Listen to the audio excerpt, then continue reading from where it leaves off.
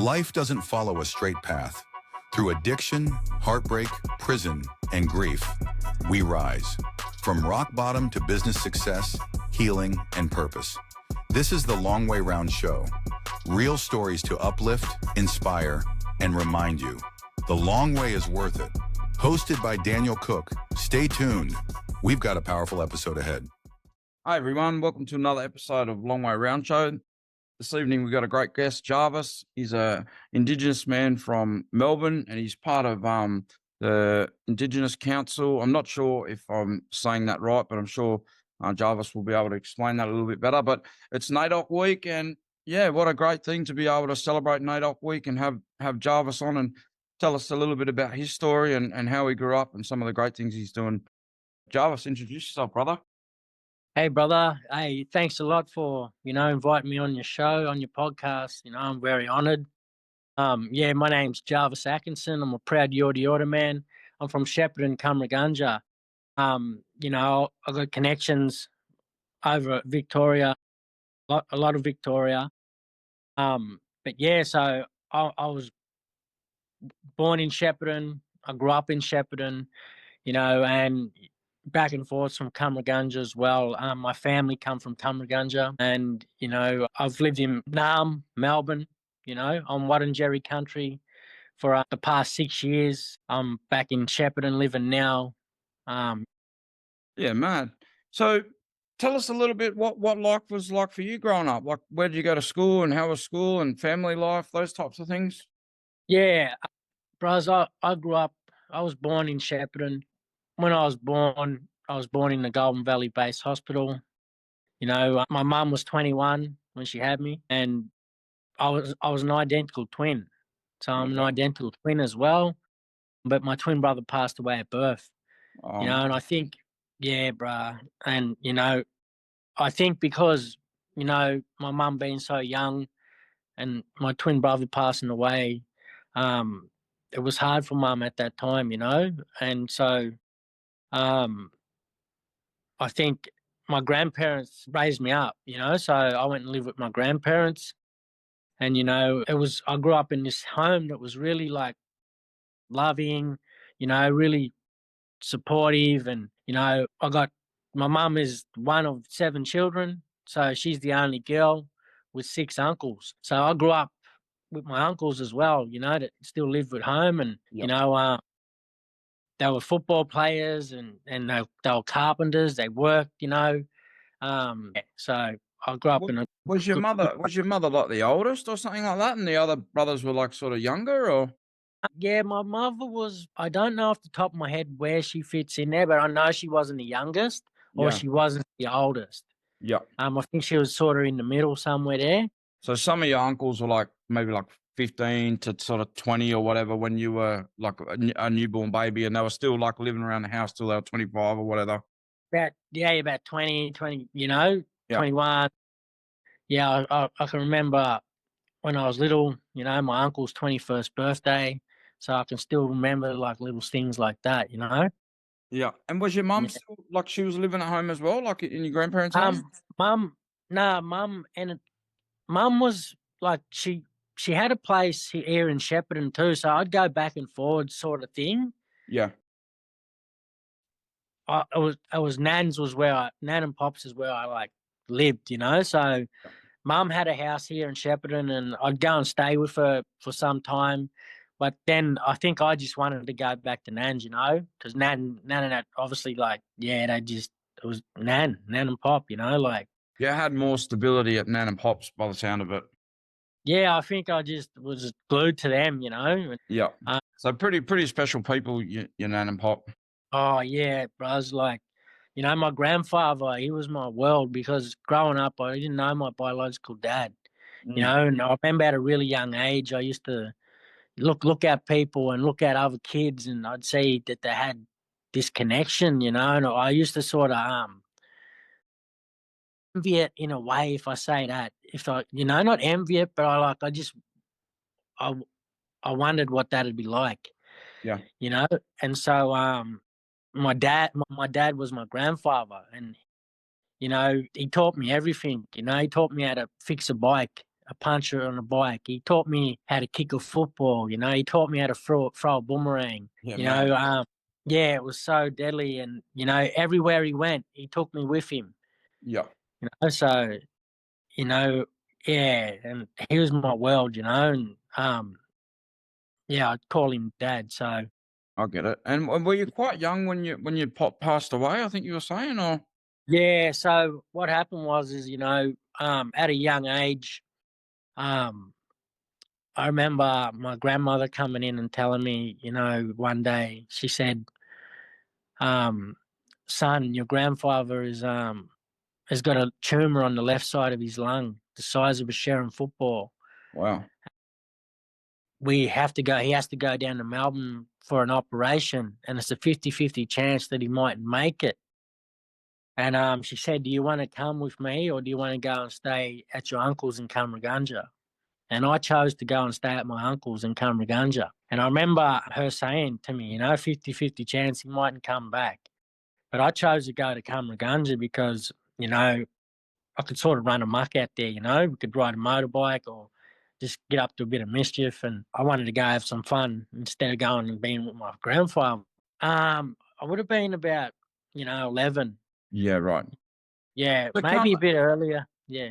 So roughly about 10 or 11. And sorry, I might not say it right, but Cummeragunja, was that like a property that was maybe 3 or 4 hours away, or where was So that? Cummeragunja was like 45 minutes from Shepparton here. Yep. And Cummeragunja is where, my people were simulated, if that makes sense. Okay. So they used to put us on missions. Yeah, yeah. And Cummeragunja mission is where my people were simulated onto that mission, and they Gotcha. put a school on the mission, and Yep. they started to sort of try and, they stopped us from speaking their language, and they had us we had to have movement slips, and there was a lot of guidelines they were putting in place for us. Back then when you were alive as well, or was that? Now, see, I was born in 84, and by that stage, that sort of died out the way they were doing it back then.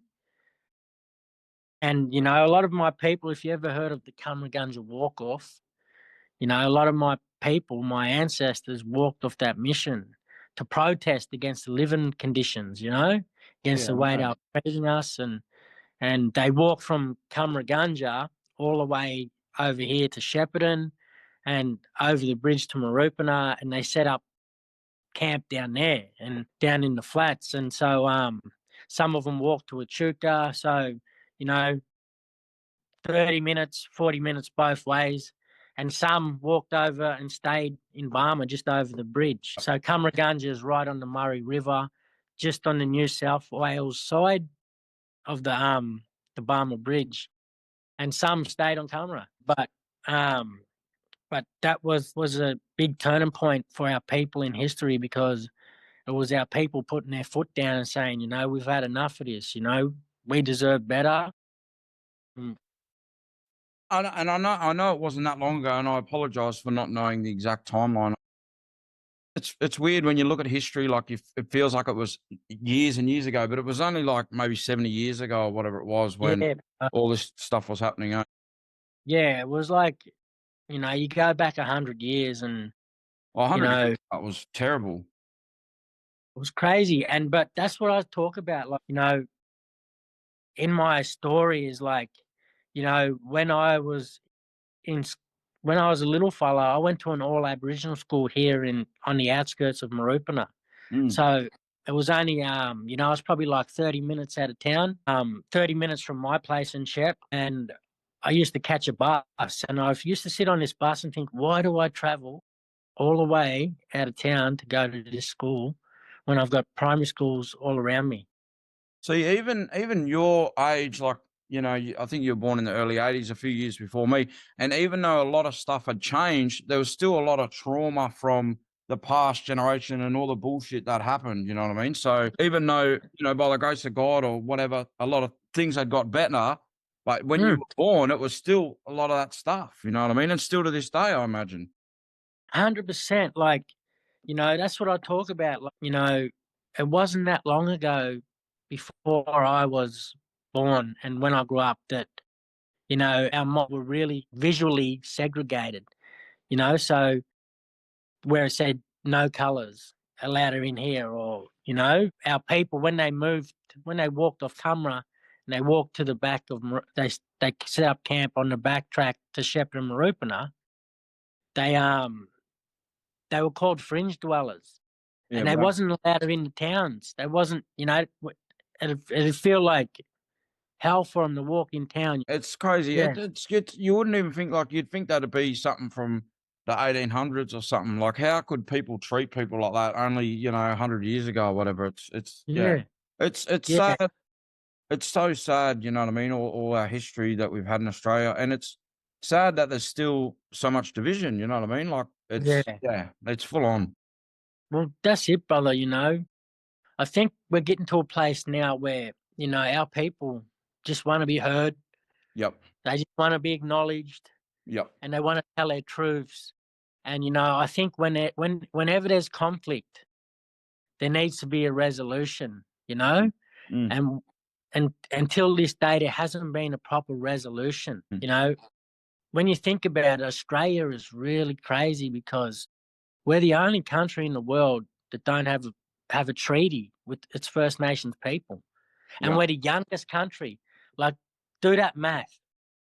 We're the only country in the world that doesn't have a treaty, all right? And we're the youngest. So Captain Cook, so-called, discovered this place and they named it Australia, and it was birthed like that in their way.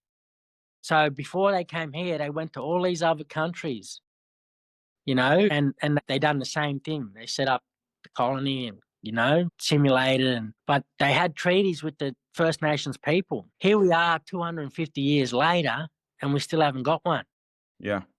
I mean, you know what, brother? Like, our government doesn't give a shit about me or shit about you. You know what I mean? They don't look after us people on the ground level. But I don't know. I feel like the best that I can do and that we can do is just, you know, us get along as, you know, the best we can as you know, 100% human beings. does.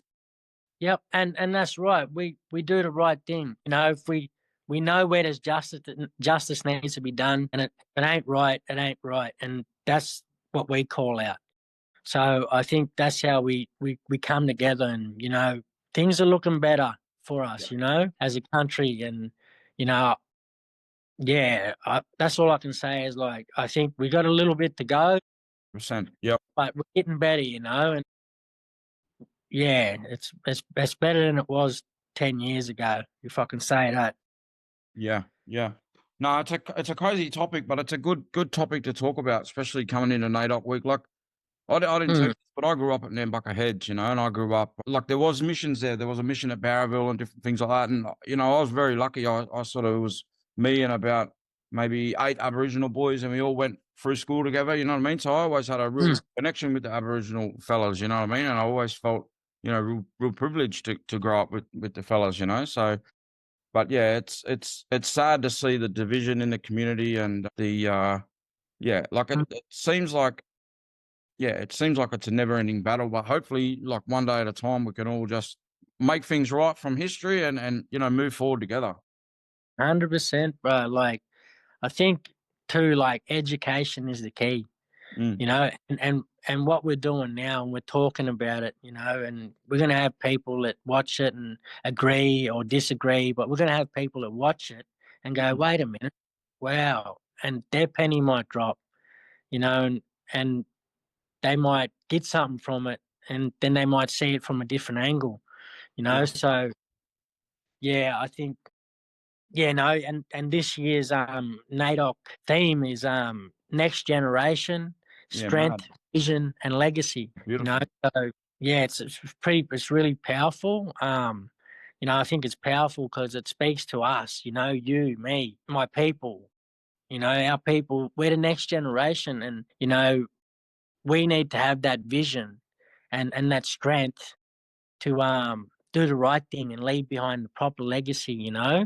We need to have a vision where we see each other walking together, you know, as one, and making a change within these systems that, you know, oppress us all to keep us divided.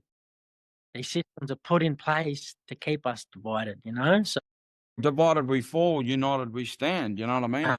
100%, I love that. That's.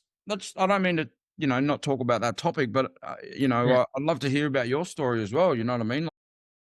You've been through a lot and you've overcome a lot, and you know what I mean. You got a powerful testimony. So you grew up, you lost your pop, which was basically your dad at around 10. Yeah. And then what was like for you after that? Like, was your mum still sort of on the scene, or did she? Yeah, mum ended up living in Melbourne, but I'll go back to where we left off before. Yeah. I went and stayed with my uncle in Cummeragunja, and my grandfather and my grandmother went down to Melbourne, and my grandfather was going through this operation, to cut this tumour. It was the size of a Sharon football.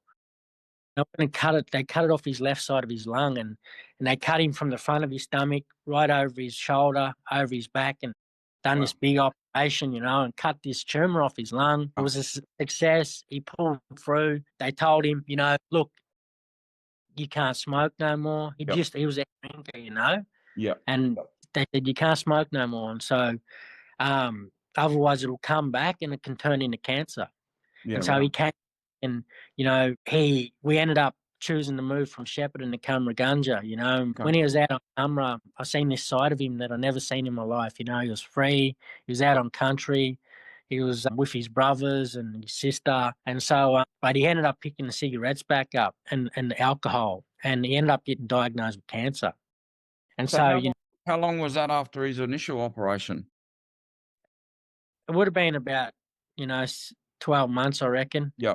Maybe would have been around 12 months, I'm pretty sure. But so what happened is he ended up going through chemotherapy, and we had to move back to Shepparton so he could go through this chemotherapy. Yeah.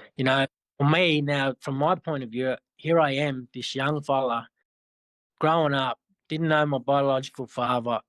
I had abandonment issues. I had resentment towards my biological father for not being around, and I used to look at other families and kids and what they had, and I wish I had, and I'd think about my twin brother, and I'd see siblings, and I think, wow, I wonder what that would be like, and my mother ended up having 3 girls as well. She moved to Melbourne, so I got 3 siblings, different father. So, my grandfather and my grandmother were my world. And I remember at a young age, I used to say to them, please don't ever die on me. Don't ever leave me, and they'd say, we're not going nowhere, don't be silly. And so when now my grandfather's got this cancer and he's going through chemo and he's deteriorating, and I'm watching him, the main thing I feared and I prayed that would never happen is starting to happen right before my eyes. And so it was breaking me down in a way, and so he's going through chemo. So I started experimenting at a young age with cigarettes, and my grandfather used to drink a lot and smoke. So whenever he'd leave an empty can in the house, I'd pick it up and sip it, So I had a taste of alcohol at a really young age.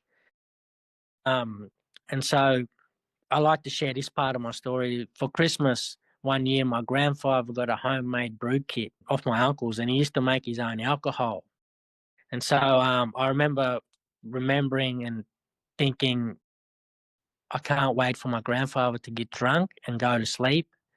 And he used to fill these bottles up, these empty bottles, and put them in a fridge in the shed. And I thought, as soon as he gets drunk and goes to sleep, I'm going to break into his shed and I'm going to steal this alcohol. And I was only 7 then. Broke into his shed, his alcohol, and jumped the back fence and went and drank it with my cousins and showing off. And I say that because that was the first time ever I stole something. It was the first time I stole for a substance. And so my grandfather now, he's going through his chemotherapy. And I remember I'm staying at my cousin's house one night, and it was about the next day was his last day of chemotherapy, my grandfather. And so I wake up 3 o'clock in the morning, and, I'm getting up to mischief around there. I'm smoking weed and drinking alcohol and smoking cigarettes, but I go to sleep and I wake up at 3 o'clock in the morning. I knew something was wrong. I just knew something was wrong, and I had to get home. By this stage, my grandfather had lost all this weight. He was so brittle and in pain, and he lost all his hair. And so I said to my cousin, I got to go home. Something ain't right. And so I say, let me out the door. He lets me out the door. I jump on my push bike, and I get on my push bike and I ride like 200 meters down Packham Street, and I turn into my street, Cameron Avenue, take a right into Cameron Avenue. And when I get into this street, 3 o'clock in the morning, everything just goes that dark and silent. Couldn't hear a single sound in the town. And I remember just, it hit me, everything. I just started thinking about all the things I should have been doing and all the things I shouldn't have been doing. And you know, I really feel like the devil was he was waiting for this moment in life to use it on me, you know. And I remember this dark cloud just coming around me and started beating me up, you know. I was starting to feel guilty for not being at home, and you know, I should have been helping my grandfather. And so I'm getting closer to the house, and my anxiety just kicks in. And I'm like, oh, no, I gotta wake him up to let me in the house. So I go and I drop my bike and I walk up to the front door, and his room was right next to the front door. And so I knock on the door and I hear him get up. And when he gets up, he's in agony, pain. You know, it took him all his strength just to get out of bed. You know, he was riddled, bro, you know, like. And so he comes and he opens the front door and he just starts giving me this lecture. He's like, why are you coming home late at night? You know, when are you going to stop doing this? You know, when are you going to start helping us around the house? And I'm feeling so bad, you know. And I said, sorry, Pop, you know, I'm sorry. I'm going to stay home. I'm going to start helping you know. And he rips the sleeves of my jumper up. And he says, are you using syringes? And by this stage, I was only 11, 12, you know.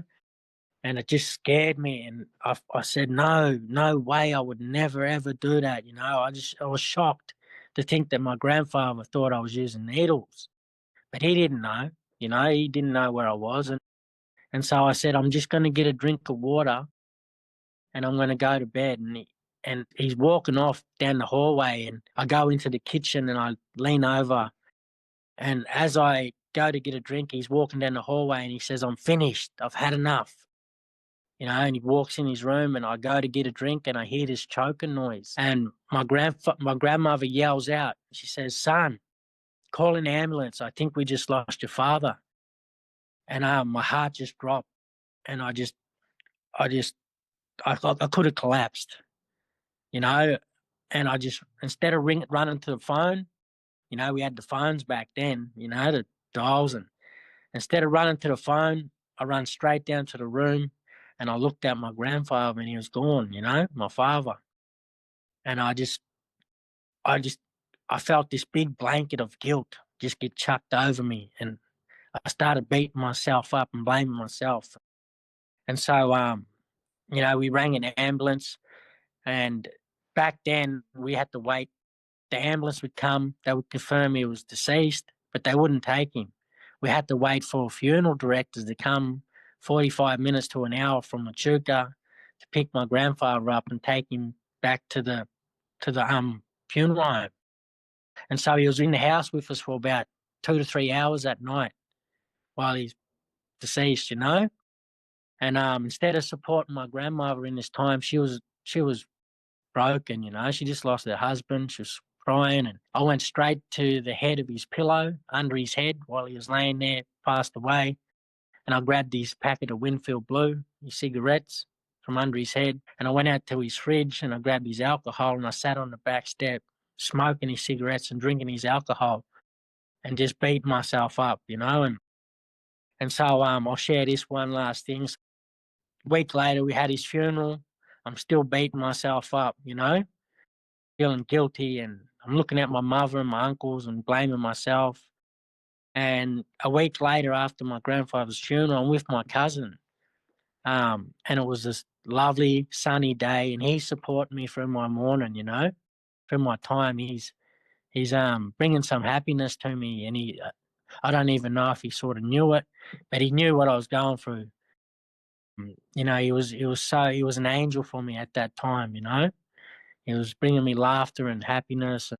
And so we're at the BMX track, and it was a lovely sunny day, not a cloud in the sky. And we decide to leave the BMX track and go to a school and play basketball. So we say, Colin, let's get some cousins on the way, and we'll go to the basketball court and play basketball. And we ended up getting on the roof of the school. And now we're on the roof of the school. And this is when they first started building shade cloths over the assembly areas. And this shade cloth was like a circus tent, bro. It was that big. I swear it was like 15, 20 feet high.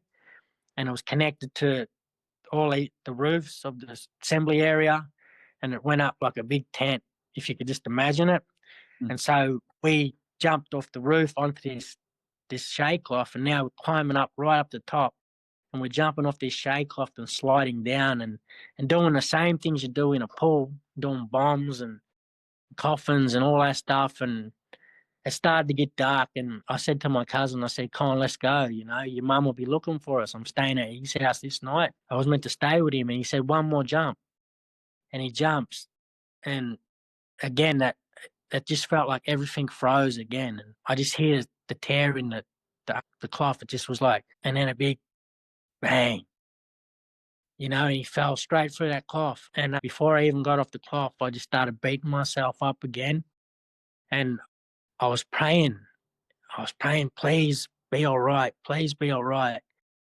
But then in my head, I done the math. You know, there's no way you can fall from that high up and still be good. And so when I got off the cloth, I ran up, and my cousin now is like landed on his head, you know, and it was unrecognizable. You know, he'd swelled straight up, and I pick him up, and I'm like, we're going to call an ambulance. We're going to call an ambulance. And the only thing he could say was mum. You know, he was screaming out for his mum. And so we pick him up, take him over to the grass, and, you know, we knock on the closest door, and they thought we were pranking them. And they had to, instead of calling the ambulance, they had to walk 5-10 minutes to come and see for themselves. And then they went back and called an ambulance. So it took like 45 to 50 minutes for the ambulance to come, and he got airlifted straight to Melbourne. You know, a week later, I went to see him, and as I got to the Royal Children's Hospital, I said, I'm here to see my cousin. And they say to me, you're too late. We just turned the machines off. And so that just rocked me again, you know. And now, after that, my life just sort of, you know, I got expelled from school. I was stealing and drugging, and, you know, it was crazy. Like, and the support through primary school just wasn't there, you know, as well. And, you know, all these factors tied into why my life went the way it did. I don't blame no one, but that's how it was. You know, that's how it went, and it is what it is. You know, things could have been, you know, better. You know, things could have been, the support could have been better, but, you know, and I ended up off the rails, you know. Yeah, fucking hell, brother. That the amount of heavy grief for such a young man to go through is, you know what I mean? Like that would rock anyone, and I can't imagine anyone would be able to survive that. You know, that's heavy, heavy duty. So, yeah, I don't even know what to say. You know what I mean? That's just, you've been through a lot of shit, brother, and you're still standing, and yeah, you got a powerful story, and you know you can help a lot of others because you've been through a lot, but it doesn't make it any easier. You know what I mean? That's crazy. So what was your life like sort of after that? Like as you become like a man, when you turned 18 and stuff like that? Yeah, so I you know, life after that, you know, I tried numerous times to sort of stay in some sort of education. I was doing TAFE courses here and there, and, you know, now my addiction to marijuana was really high at this stage, smoking heaps, you know, stealing well, and, you know, stealing cars and whatever, you know, to support my habit with the weed. And it went from the weed to the amphetamines. Yeah. So we used to snort amphetamines, and then it moved from amphetamines to amphetamines and like the ecstasy era pills and stuff. Yeah. And all that stuff. And as I'm becoming 16, 17, and, you know, and then the ice showed up, you know. Yeah. And by this stage, I'd met my two oldest kids, so I got 3 children. And my 2 oldest kids' mother I met when I was young, when I was about, 16, maybe, yeah. And so we ended up having our first child when I was 19, little boy, my son. And by this stage, I had this opportunity to have this life and pull my head in and do the right thing and get a job and go for my license. But I was hurting, and I was carrying all that stuff that I spoke about, and I had no way to air that out. And I've created this character now through the drugs and the crime, and so this house that I had, with my family, I was bringing the streets into it and the drugs into it, and trying to have the best of both worlds, and that went on for a number of years, and by the time I had my little girl and my son was, 5, my little girl was 2. My partner at the time had enough and left me. And so now I'm carrying resentment and anger, and I was 25 at this age, like when your wife left you, or when your woman left you? yeah, I would have been going on about 25, yeah, about around that, yeah. And so after she left me, I end up meeting my youngest daughter's mother. So we had a little girl, and so now I'm not only addicted to ice and all this other stuff. Now I'm taking all these different prescription pills, Xanaxes and Valiums and Seropax, and I'm on all these antidepressants and stuff. I'm prescribed these tablets as well. And I got that bad, I ended up I had to get on the methadone program because I was addicted to like MS Cotton, Oxycontin. Yeah. And so, I was doctor shopping, doing all that stuff. And so people knew me like that, all these medical clinics and that I ended up getting blacklisted from. And so I'm coming to a stage now where I'm running out of options to fill that pain. Yeah. Fill that void, And so I ended up splitting up with my youngest daughter's mother. And, I remember a time in my life where I was just running out of options, and I couldn't keep a Centrelink appointment, so I couldn't get paid. And so I ended up committing a pretty serious crime at the age of 28. And I committed armed robbery, and I ended up finding myself in the cells for the first time, looking at a long time in jail. So I'd been in the cells heaps of times prior to that, but now's the time where I'm going to be getting sentenced. So 28, for my first time in prison, I got sentenced for an armed robbery. Yeah, it's a serious charge. Yeah, and so now I'm sitting in the Shepparton cells, and the first time I was looking at prison in the cells, they kept me in there for 28 days. I was in these Shepparton cells for 28 days. And, I always talk about that because I will never ever forget that, because that was how I was coming off all these drugs, and I was hurting, and I was carrying this resentment, and I was at this stage where I was suicidal, and, I needed something. I needed someone, I needed something. And I thought of every way possible to try and break out of themselves. But there was no getting out, Yeah. So when you say 28 days, was that like in the watch house, like at the back of the cop shop or something? Or? Yeah. So they didn't transfer you, like they didn't remand you in custody. They were sort of holding you. That's what till this day I don't understand, bro. To the big jail sort of thing, eh? Yeah.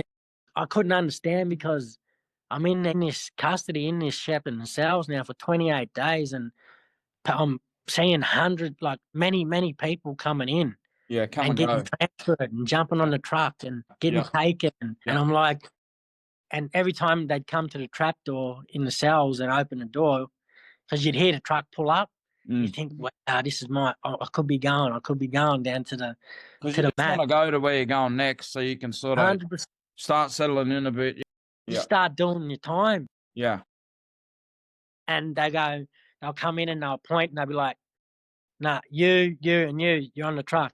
So do you reckon they were I'm just like, fucking with you, or you reckon they were doing that to mess with you? Or I really think they was, bro. Like, Yeah. you know, but like I said, at that stage, I was on the methadone too. yeah, did they And give you your dome straight away, or did it? listen to this, bro. Like, so methadone is a morning drug, Yeah, you know, yeah. yeah. But I was getting my dose at 8:30 at night. Yeah, gotcha. So they were messing with me to the max. And Oh, they were waiting right to the end of the day, and they to give probably it to knew that when you get to wherever the like remand center is, that you probably get a little bit more freedom and go out to the yard and all that sort of stuff, and you'll be yeah, dosed properly and all that. So they were trying to fuck with you as long as possible. 28 days yeah. must be the max time they can hold you or something. There must be something. It wasn't even legal back then, I Yeah, wow. found out. It Yep, was only meant for 2 weeks. yep, So they went over, yeah, went yeah. I'm over not that. surprised. And so I ended up, got into plenty of fights with the police for I just wanted my dose, my dome. Yeah, I just wanted my 100%. dome. I would have Sort of. stayed there for whatever. They would Yeah, have just given my dome. I get. Yeah. Yeah, And so I found myself with, a few scars from, getting rammed into the doors or, yeah, whatever, yeah, you know, just trying to fight for this dome. And yeah. so 8 days later, I find myself and they ship me down to the map.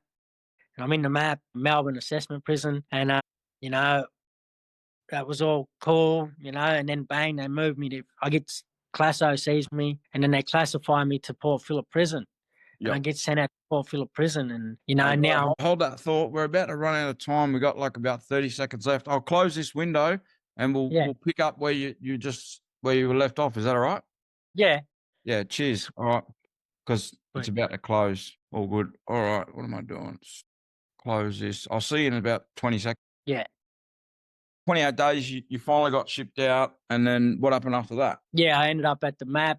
I think I done like 2 weeks at the MAP, the Melbourne Assessment Prison, and then they classified me. I got a scene class, and they classified me to Port Phillip Prison because of the crime, from the rating or whatever. And so I found myself now in Scarborough North in Port Phillip, and it was pretty hectic in that unit. It was the unit where they send the people that are the violent offenders, people that have done, some pretty serious crimes. Yeah, gotcha.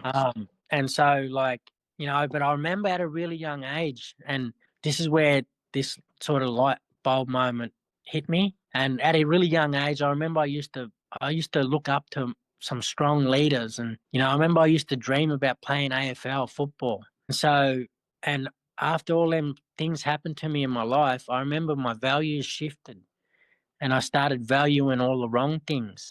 And I remember looking at some uncles and cousins that were doing prison, and I started looking up to them. And I remember thinking to myself, I can't wait till I go to prison. I sort of started fantasizing or thinking about prison at a young age, and now I find myself in Port Phillip Prison, and that hit me.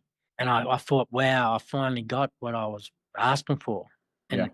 I wasn't sure when I was coming home. The lawyers at the time were telling me a lot of mixed stuff, and I didn't know. I didn't know how long I was going to get, or was it going to stick? Because I didn't rob a shop, but I held a knife to someone out front of a shop, and I took some of their possessions off them, Gotcha. and it was all on camera.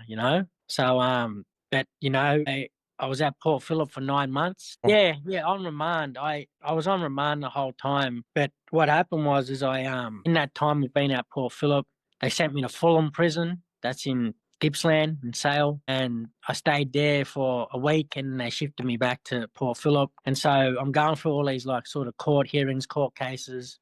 And my lawyer ended up getting it dropped to theft with a weapon. Yeah, right. So I ended up getting released. Time served sort of thing. Yeah, 9 months. Yeah. And Gotcha. but now, I had some pretty strict bail conditions. Yeah. That I had to attend some courses or attend so many meetings. And, I remember I got out of prison and, I had all these good intentions and Did you get bailed to a rehab or anything like that, or was that part of your conditions? Or Nah, not the first time. What happened was like I didn't tell this part though, but like by this stage in my addiction, I remember I told you a little bit before about how I promised my grandfather I would never ever use syringes. And I got to this stage now where I was so brazen and so desperate, and the drugs wasn't working for me no more. I was buying these medications of people, and I'd seek people out that had cancer, because I knew they had morphine and stuff, and so I'd be seeking people out to take their medication, Yeah. And so I was swallowing meds, and I remember the people that were dealing them at the time, the morphine tablets and stuff. They were like, "We're sick of selling them to you. Like you're wasting them. You're swallowing them, and we could be, people could be injecting them and getting the full hit of it." And so I got to a stage now where the drugs wasn't working orally, Yep. for me. So I ended up seeking out the one thing I said I'd never do, and I sought out the syringe and sought out someone to teach me how to inject. Yep. And I ended up injecting, so that was another level that sort of smashed me down, because I broke my promise to myself and to my father. So, that was the level of, that's how I entered into prison, and that's when I committed that crime. And, so, 9 months served. I got out. I went back to Shepparton and started injecting more and doing all the wrong things. And so from 2012 was when the first time I got locked up. Yeah. To 2018, I was in and out of prison every year. I was in the system long before that. Yeah, gotcha. But now I'm in prison, from 2012 to 2018. Sometimes I'll be in there for breaches of bail and theft of a car, or, threats to kill, assaults, And so every year I was in, like sometimes 4 times, sometimes 3, sometimes, 2 months, 3 months, 4. And so it was just adding up, and I was just really shaken and unsettled. And sometimes it would have been better for me just to stay in there instead of me coming out. And, I remember the judge said to me when I was going for bail again, it would have been my second time being bailed out of prison within a month.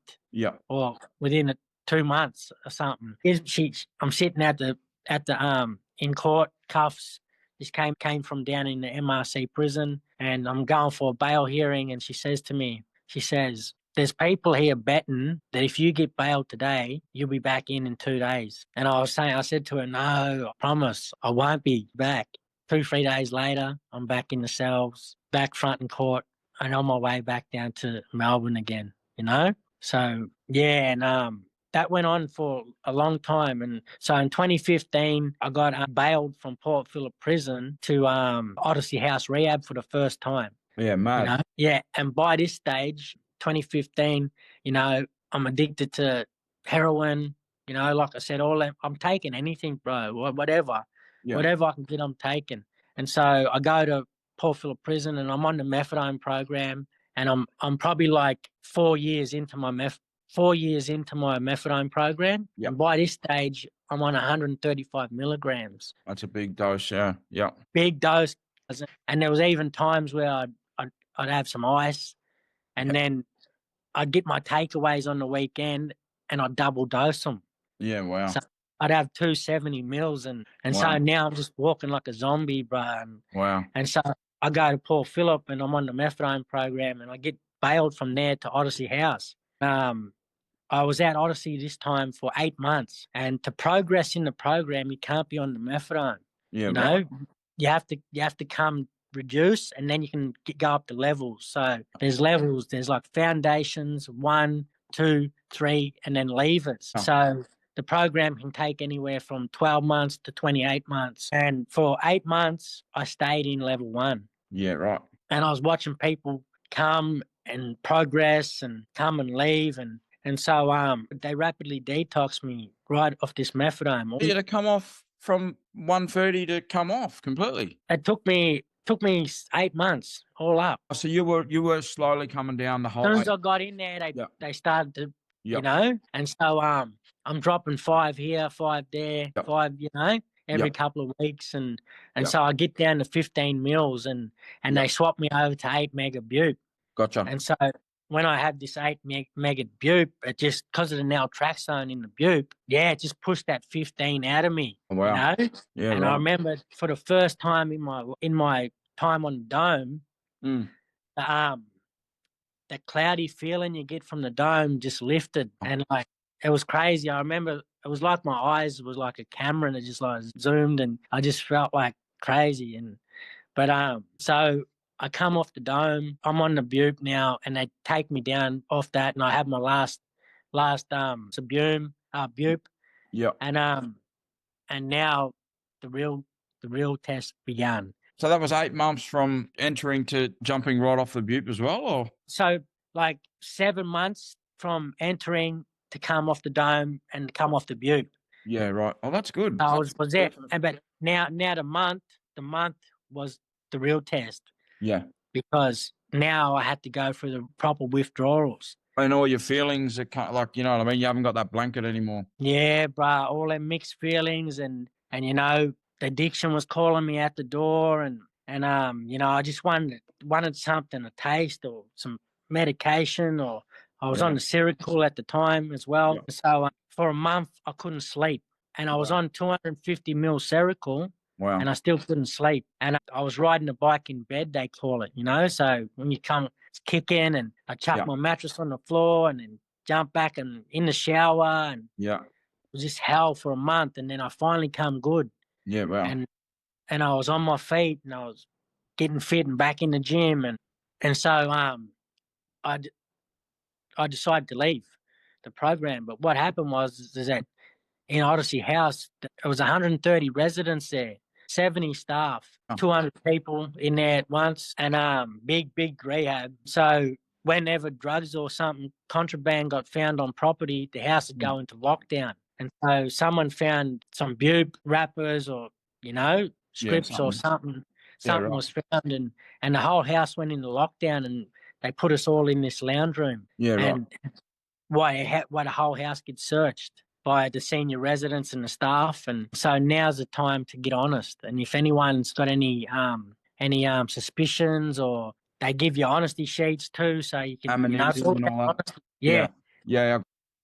All about honesty. So they give you a time to come clean, you know, in this program. And so I'm sitting in this lounge room, and you know, I knew who brought the drugs on property, and I knew who was underground, because the whole time I was there, I didn't want to change. I was still talking in that jail lingo, talking that way, you know. And I'm looking at people that I've contracted cigarettes with, or that know secrets that I know, and I'm telling them, like, don't run that list, you know. Yeah, 100%. I get it. Yeah, and so this senior resident points me out in front of everyone, and everything just goes quiet. And he says, "Jarvis, I don't trust you.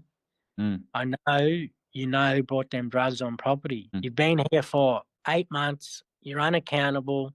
You're underground. You don't talk in group. You don't use the tools of the house, communicate systems, and all that stuff." And he goes, "I don't trust you." And it triggered me. I wanted to kill him. Yeah. But everything he said was right. And so I got resentful, and I left the house. Wasn't long after that, you know, I done good for 6 months. I ended up relapsing again, back on the run from the police, and now I've burnt all my bridges, you know, and I ended up homeless on the streets of Melbourne. But when I left Odyssey, my mum let me come back and live with her. By this stage, my mum came to live in Shepparton, and my mum had cervical cancer, and you know, she ended up in a wheelchair, bro. And you know, this certain radiation my mother went through, they tested this new sort of type of radiation on her, and it burnt her tailbone, her hips. Yeah, right. Sorry to hear that. Nah, you're right, my bro. It was so sad for my mum, because she just got her license and all that, you know. And is she still alive, or? Yeah, she's still alive, and Nan's still alive. In a wheelchair, and that. Yeah. Mum's in a wheelchair. My sister's a carer, and my nan's in the aged care at Rumballara, the elders facility. Yeah, and my mum's in the independent units at the aged care, with my sister's a carer. Oh, wow. And Nan's in a wheelchair, and my mum's in a wheelchair. And some of this stuff, what made you go, I've got to really give it a real red hot crack, and I've got to give it a go? You know what I mean? This, like, and so when I went and lived at my mum's, I stayed clean for some time after Odyssey, So when and I you was were doing staying, good. sorry to cut you off, when you were staying clean for that 6 months, were you doing like AA or NA or Smart Recovery or eating In church Odyssey, or anything like that? yeah, Or- 100%. So in Odyssey, they facilitated AA and NA, and I Yep. was going to the regular ones here and there in Odyssey. What I did was I went to church in there, and the Mad. first time I went to church, I stood right up the back in the dark, and and they done an altar call, and I was too scared to put my hand up and walk forward, but I'm a believer of God, Yep. and Me too. today, and I couldn't, you too, Buzz. Amen. I couldn't do it without God, Buzz. And this is where I want to share this. This is like God's been there the whole way. And so what happened is I'm at my mum's now, and I got back on the drugs, and I promised her I'd never ever get back on it, and she let me come and live with her. And Yeah. so, but I was doing good for 6 months after Odyssey. So 8 months, 6 months, the longest I've been clean Yep. in my whole life, and so, but I ended up picking the drugs back up, and it went from having a drink of alcohol to smoking weed to getting back on the prescription pills to drinking alcohol and to looking for something to straighten me up. And I went and got back on the ice, and so now I'm coming to my mum's 3 o'clock in the morning, knocking on her window, and she has to oyster herself out of bed just to come and get to the door. And she's bringing me money, or she's bringing me food, to the front door. Because by this stage, my sister didn't want me there. So, I come to go to my mum's one time, and on the front door was an A4 sheet of paper, and it said, "Jarvis, stay away." Yeah. Wow. And it just killed me. The only place I had to go in Shep now, and Wow. I ended up leaving Shepparton because I had no more places to go. I was a burden everywhere. I'd knock on people's doors, and they'd peep at the window, and they'd be like, "Shh." Let me just say something there, Jarvis, for people that haven't used ice. Like sometimes you use ice and you can be at the casino or somewhere at the pub or somewhere doing anything for hours and hours on end, and then when you sort of half come to, you might be looking for somewhere to go or somewhere to sleep, and that's probably what you're doing. So I just thought I'd tell people that don't or haven't used, that's what 100%. it's like. That was exactly what it was like. Once I've sort of run out of drugs to use, or come down a bit, like you said, and I just needed a rest or needed something to eat. Yep. I'd go to my mum's, and I'd go look for somewhere to get warm. It was freezing some nights, Yeah. and now I couldn't go to my mum's no more. So I ended up leaving Shepparton. I found myself homeless on the streets of Melbourne, and now I'm living in Melbourne, sleeping on the footpath at Flinders Street, living under the train track bridge next to Sea Life, across from Crown. So and in that time of being homeless, I was homeless for 8 months. You're still on the program as well? Or? Nah, I got off I never ever got back on the program. Gotcha. So, yeah, 8 years I was on the program for. Yeah, well, so you're mainly using ice pretty much every day or whenever you could when you were in that homeless time? Heroin too, because now I'm in the city. Yep. Yeah. Even though you were off the program, you would use whatever you could get your hands on. But yeah, in this time of being on the streets of Melbourne, I overdosed like 5 times. Yeah, wow. And yeah, I probably overdosed like 15 times of my time in using. I was in a coma for 48 hours whilst in police custody in Shepparton here. Wow. And I was told that I wasn't gonna live. My family was told that I wasn't gonna make it, and that's why God was there the whole time. He just kept bringing me back, bro. Yep. And so 3 times whilst I overdosed in Melbourne, I woke up like twice in the Alfred Hospital, or one of, I can't really remember exactly. Yeah. I was either twice in St. Vincent's Hospital. But the last time I woke up from overdose, and I woke up in the St. Vincent's Hospital, and I looked down at my name tag, and it said unknown, and it just blew my mind, and I looked down, I'm like, unknown. So here I am with all these tubes hanging out of me, and I wake up, and I didn't know where I was, how I got there, and I look at my name tag, and it said unknown, and the date of birth said like 1608, and it just blew me, and I was like, wow, I could actually die and I dead. Like, I could actually die, and my kids wouldn't even know where I am. My family, no one would even know me. These doctors didn't even know me. And so I remember asking God, why do you keep bringing me back? Wow. And God said to me, he said, I'm not finished with you yet. Wow. That's amazing. Powerful. And I heard it as clear as day, but I didn't hear it and I didn't understand it. And now I do. But I asked the nurse, I said, how did I get here? And she said, you were found face down on the train tracks at Flinders Street Station, unresponsive, you know? Wow. You talk about Yeah, the grace of God, like you've been through a lot of things and God's been there the whole time. Like you could have been dead a million times, but obviously God had a plan, a purpose for you, eh? a million times. I've been in like 10 car smashes. You know, I've been in a heap of really life-threatening moments, you know? Yeah. And so I ended up as soon as the nurse turned her back, I just pulled the drip out of my arm, pulled the catheter out, you know, took all the heart monitors off, and just jumped up in the hospital robe and walked out of the hospital and went straight back down to them under the bridge and sought out my next shot. Yep. Yeah, I'm at this stage now, bro, like where I know there's a reason why I keep getting brought back. You know, I know God's real, you know, Yep. but I'm still using them. It's still not enough for me to feel the importance and pull myself up. And so 8 years I've been homeless and I was on the waiting list for a house, Yeah, wow. you know, and so I'd go and call my mum because every now and again I'd call her and she'd give me some cardless cash, Yeah. $20 here and there. Yeah. And so I'll call her and she goes, oh, we've just got some mail from housing. We've got some good news. You've got your own place. Wow. I'm like, what? It just blew my mind. And I jump off the pylons at the bridge there and under the train track bridge. I grab my suitcase with little suitcase with everyone else's stuff in it. Mm. And I take off down to the train station. I jump on the jump the first train. Don't pay for a ticket, whatever. Jump the first train to Shepparton. Yeah. And so I'm on this train now, and I'm sitting there, and the conductor comes up and goes, "Where's your ticket?" And I said, "Look," I told him, I said, "Look, I've just been sleeping on the streets for 8 months. Yeah. I nearly died. I just got to. My mum just told me I got my own place. I'm going back to Shepparton." And he said, "Sit up the back." He said, "Sit up the back. You know, keep quiet. Don't harass anyone." Yeah. Because I was like that. You know, I was the type who'll just go up and, "Hey, man, talk to anyone. Got a cigarette? Yeah, gotcha. Chasing any? You looking for any drugs? Try and rip someone, whatever, you know." Gotcha.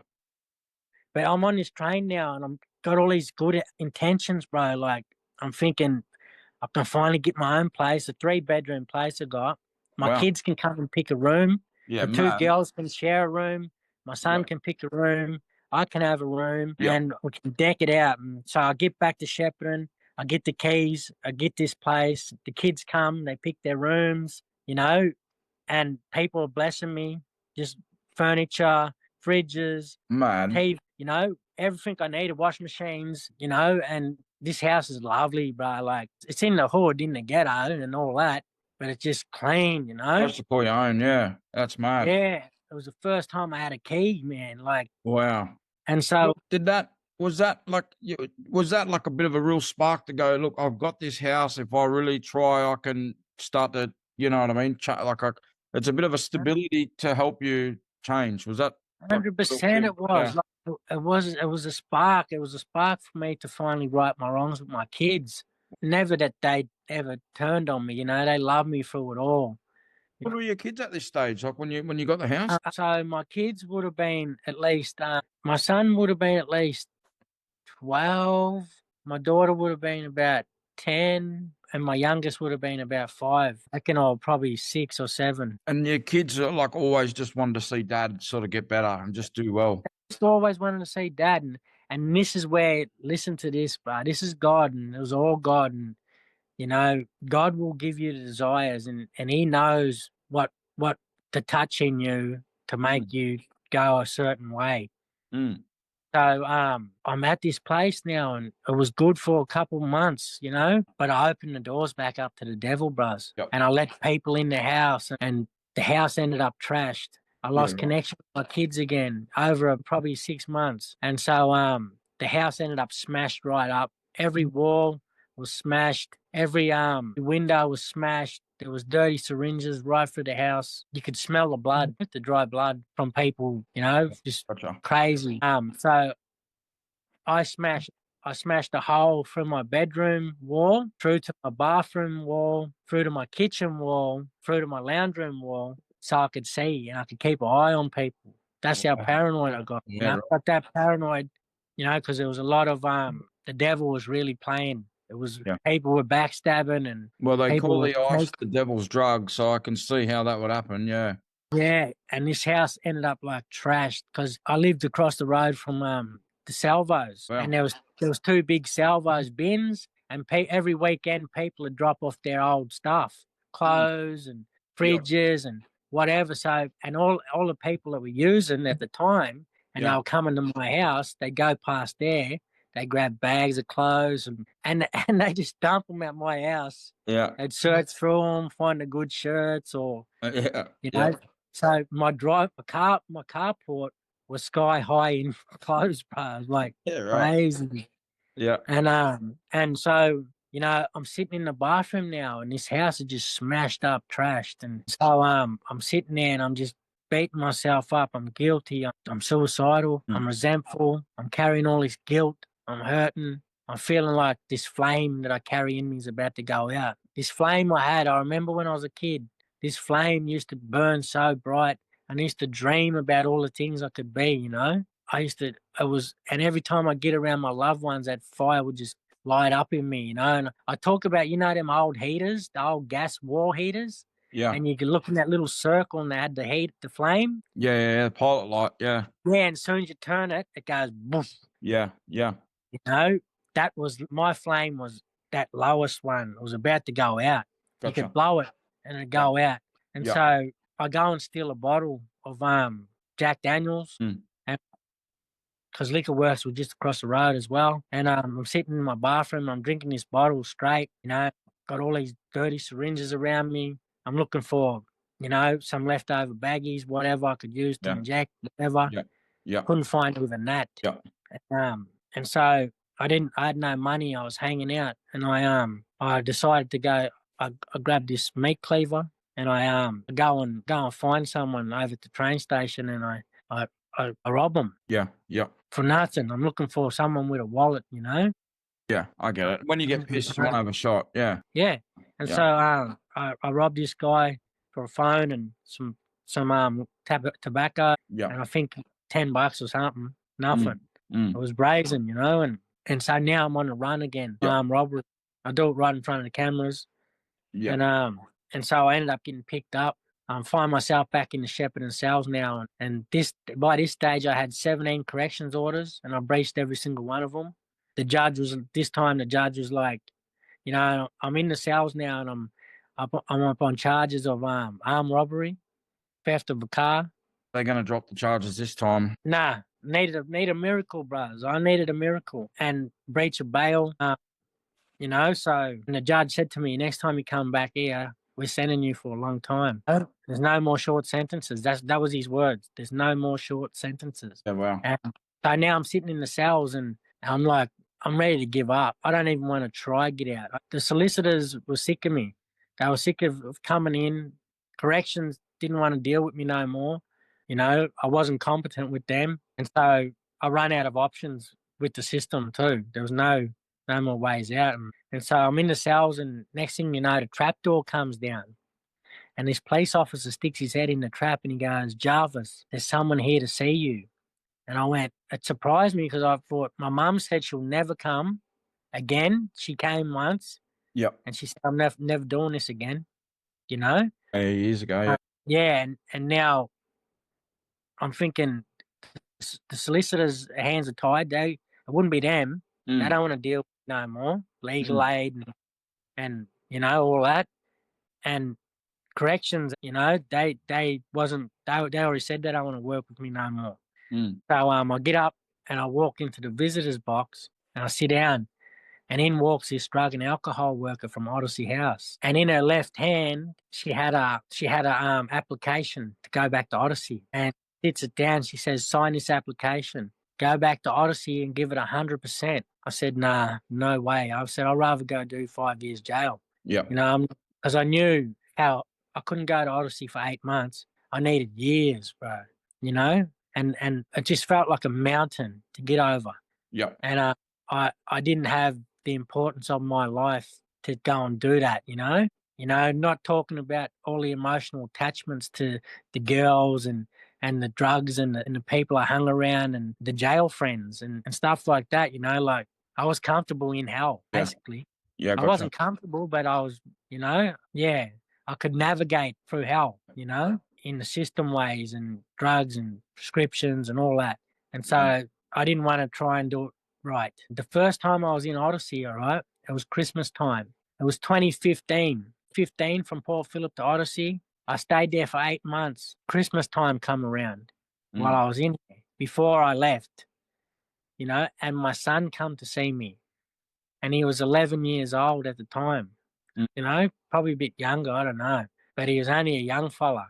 Yeah. And it was so deadly, like he just lit my fire up in there, And in the front reception, the residents of Odyssey House made a tree out of a tree. So Yeah, it right. sounds cool, all right?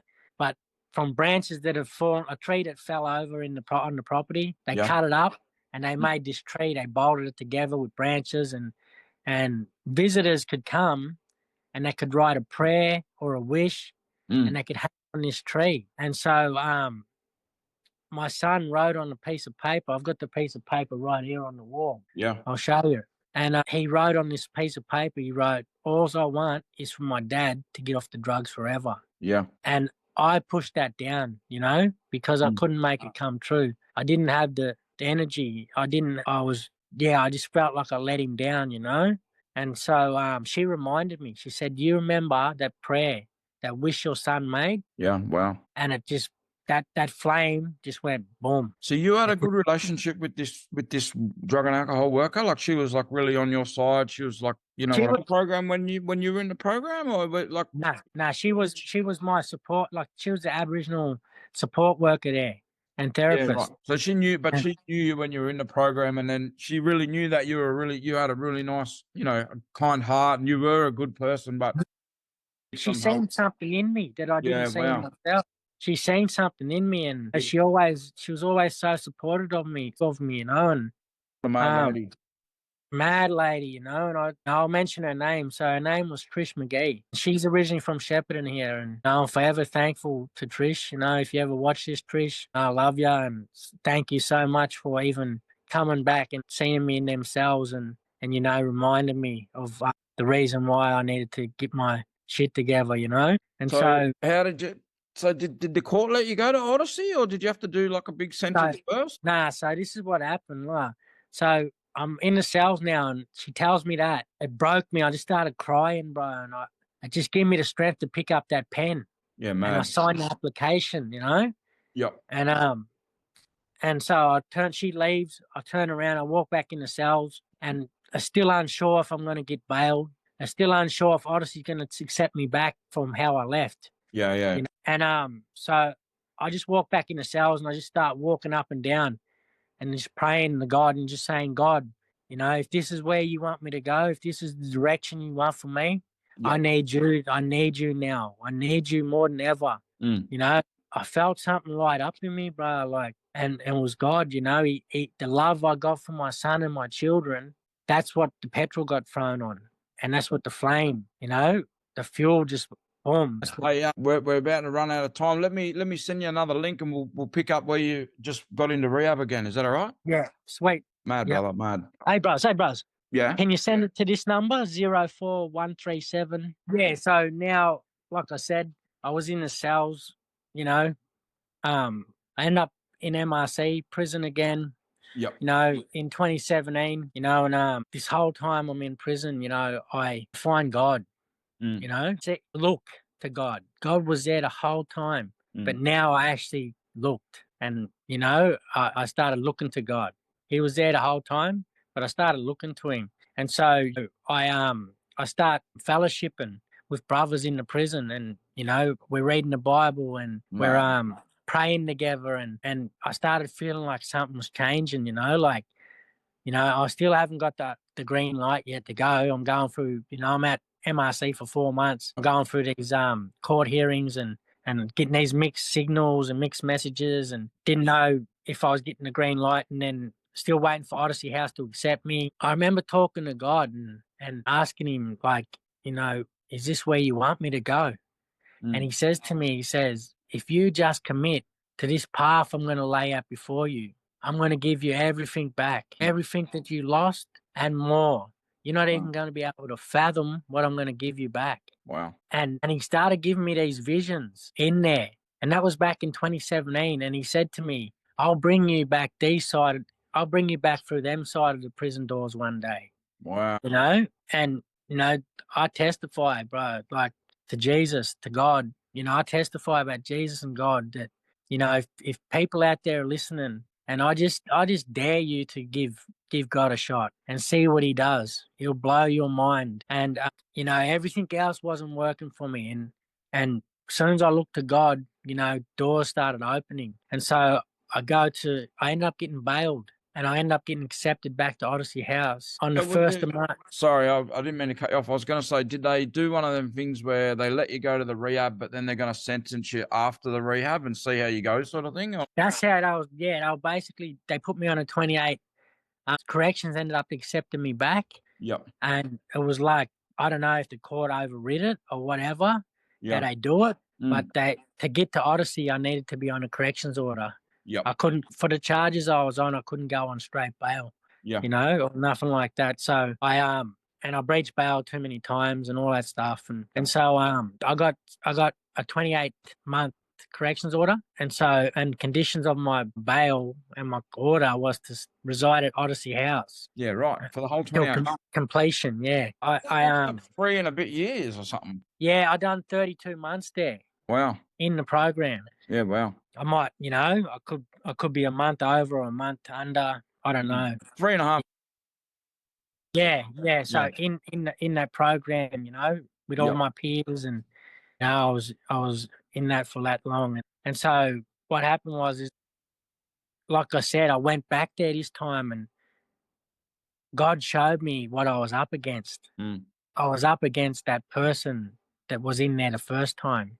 Yeah, wow. First 8 months. And so I had to tear that person down that the system created, you know, that the circumstances created, the drugs and the crime and all that stuff. And, well, it's you know, your identity, because, you know, you would have been, you know, Jarvis is this fella that you don't mess with and blah, blah, blah, and jail, you know, all that stuff. And now you're trying to actually really change. And that's a different thing than just being in the system sort of thing, and just going, like, you know what I mean? You can do rehab and then you can do it properly sort of thing. And 100%, exactly, bro. And that's the best way to put it, is like, you can do rehab. Yeah, you can get clean time. Yeah. Do it properly. There are things that need to be teared down and broken down, and you know, strongholds that need to be lifted. And that's stuff only God can do. And so I went back, bro, and I had this unexplainable self-determination, man, like this commitment, and this I had this ambition. Was it a Christian rehab, or what was it? Secular? Like, did they have church and stuff, or? Yeah, they facilitate drives to a Pentecostal Christian church. Muslims could pray in there. Oh, yeah, so it's sort of like secular, but if you want to turn to, you know, Jesus, whatever you want to go, what way you want to go. Gotcha. But they don't do like Bible studies in the morning or anything like that. Nah, but I got to a stage where, I mean, a few of the peers were doing them. Yeah, you know? mad. I end up, you know, in my time there at Odyssey, I ended up going to church for 5 years straight, to Planet Shakers. Not in Odyssey, but after Odyssey, you know, all the way through Odyssey. The 2 years I was out of Odyssey, I found my church home at Planet Shakers. Yeah. You know, like, I ended up doing 3 years there and a bit, maybe, in that program, and I graduated, and, you know, everything that God said to me came to pass. So was it like first maybe year or so you were like a resident, but then after you were still a resident, but like a leadership, like you were sort of giving back? We ended up 100%. We ended up basically running the rehab, you know, and you probably seen my mate run that rehab. He does TikToks and Insta. Oh yeah, I've seen that run that. Yeah, right. Yeah, I think I've seen that. Oh yeah. Yeah, well, he done the program with me. Oh man, yeah, cool. Yeah, so yeah, like basically we run that rehab, you know. Yeah, We were right. the facilitators, and we were doing the picking people up from prisons and from you know, from the reception and bringing them in and searching and doing all that stuff and Yeah, mad. facilitating groups and Yeah, you know everything. The process I went through to get in there, yep, we was doing all that for other people, you know. So what happened was I ended up graduating in 2020. yep. My certificate's just there. Um, got the certificate on the wall. Beautiful. And so when I graduated with 4 peers. Well, there was heaps of us that graduated. There was about 20 of us, but 4 of them peers I moved out with. So Wow. while you're in this program and you get to this stage, you got to start lining up people you think that can keep you safe Yeah. and that you can move out with, you can hold to account and they can hold you to account. Don't keep you safe from relapsing or lapsing. Long program, you know what I mean? That's Long. the longest one. Actually, one that I went to in WA, I was there for about 12 months, but some people are there for 2 or 3 years as well. They have like a stage 5 where you finish the program, but you still sort of live there and like exactly Yeah. what you were saying, giving back and serving and Yeah. yeah, So they would have been like leavers living in yeah, yeah. and go and come when they want. Yeah, you're working, you're coming, you're Yeah. going, you still got to go to church and like a few other like Tuesday night Facilitate meetings and stuff groups. like that. Yeah, yeah, Yeah, yeah. Well, that was exactly what we were doing. Like, yeah. yeah, it So was really good. what year did you leave that place? Odyssey in 2020, we moved out, but we were still. So we graduated. So you graduate, and then you got to start thinking about who you're going to move out with. And then when you feel like you can, you know, find a place to live, your own house, and pay your own rent, and Yeah. you got a job, then you Mm. fit the requirements to flag for leavers. So Yeah. like you'll flag and you go, I think it's time for me to graduate, and your peers are saying, I don't know if you're ready yet, or Yeah. yeah, I think you're ready. We support that, and then you go for your graduation ceremony and all that stuff, and you'll get your blanket. And then after you're a graduate, then you'll go, I think it's time for me to leave the house. Yeah, right. I got a job, good networks and connections out in community. You know, I got a safety circle. So when you were still in there and you had that first job, was that the job you're doing now or is that a different job? So the first job I ended up getting was demolition work.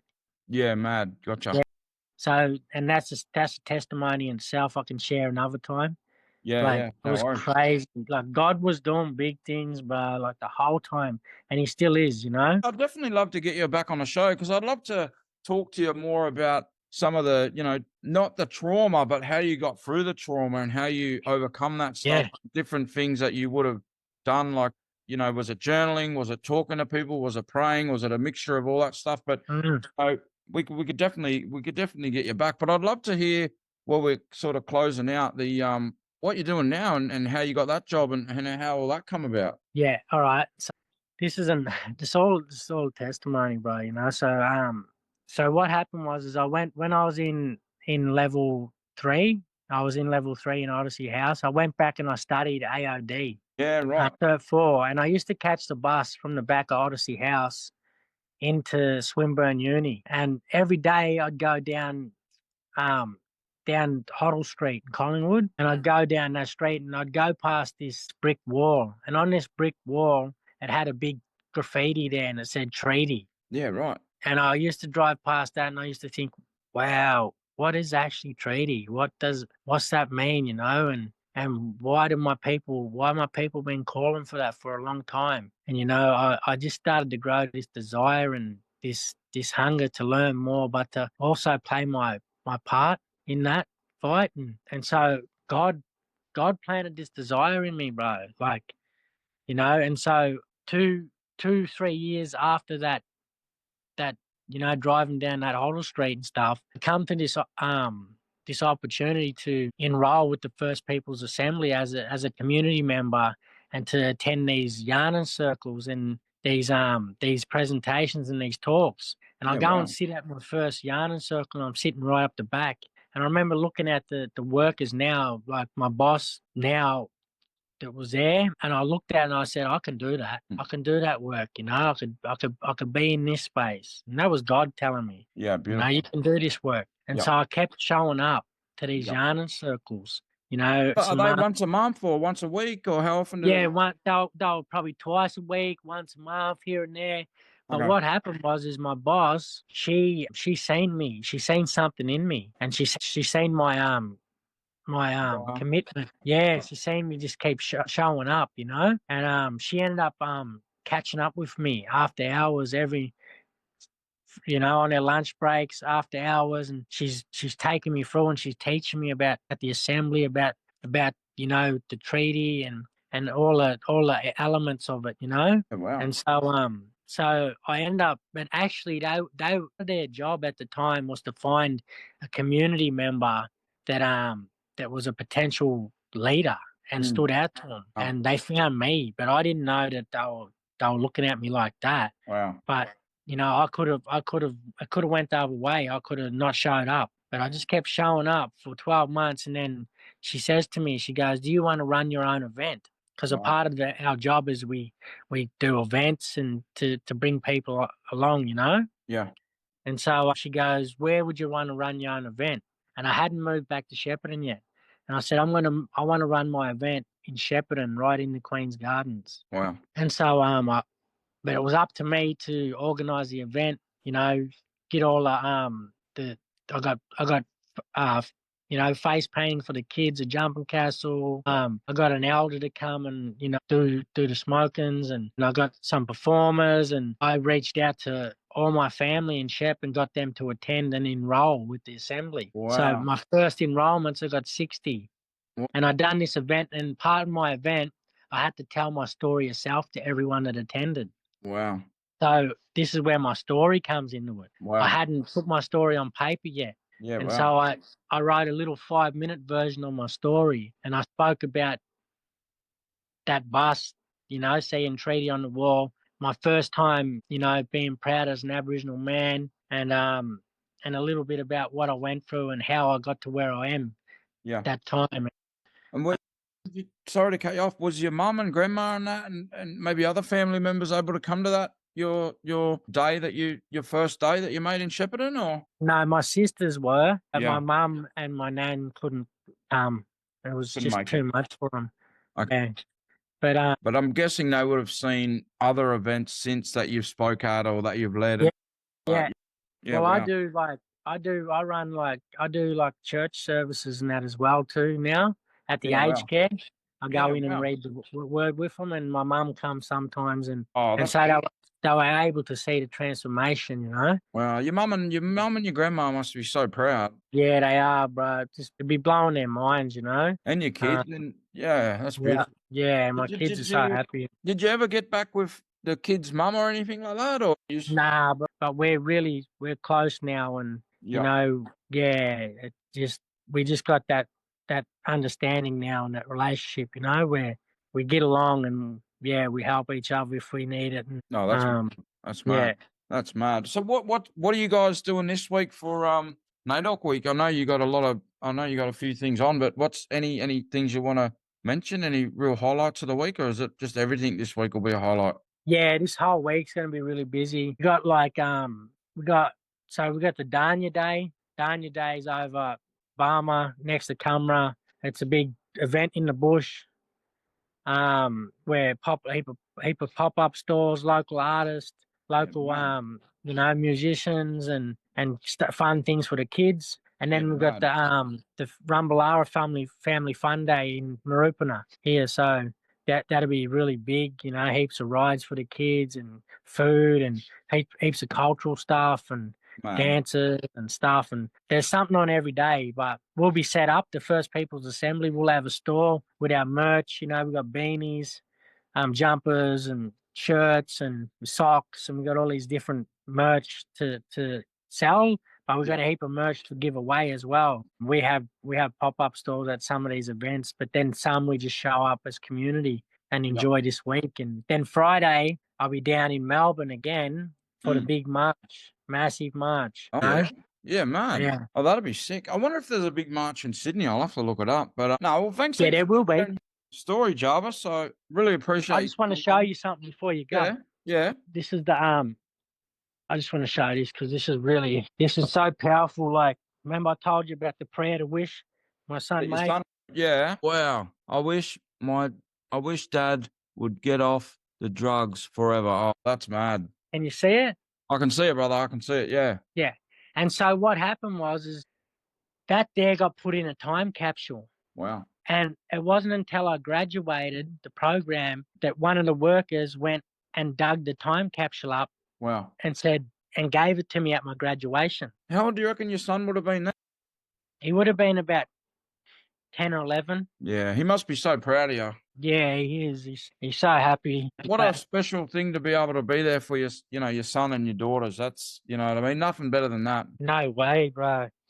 No way. Like, yeah, so good. And it's all God, bro. You know, I couldn't have done it on my strength. Yeah. No way. And I'd be lying if I said, I did it. Mm. It was God, bro. Like, and he's still opening doors to this day, you know? I've Yes, been sir. back in all the prisons I was locked up in. Wow. Told my story to him. I was standing back in Scarborough North with the cell that I used to sleep in just up above me. Wow. And I was talking to the men right in that cell, in that unit, so just, yeah. God is good. God is good. I'm excited for this week. Different events on, and it's gonna be a good week. So I'll pump them stories out as well. You know what I mean? Bit of a celebration for NAIDOC week this week. But keeping on following each other's journey, and we'll stay in touch for sure. But we'll sign off, and thanks everyone for watching. And yeah, please leave a comment, like, and subscribe, and we'll sign out. Thanks heaps, Jarvis. See you later, everyone. Thank you. Cheers, bro.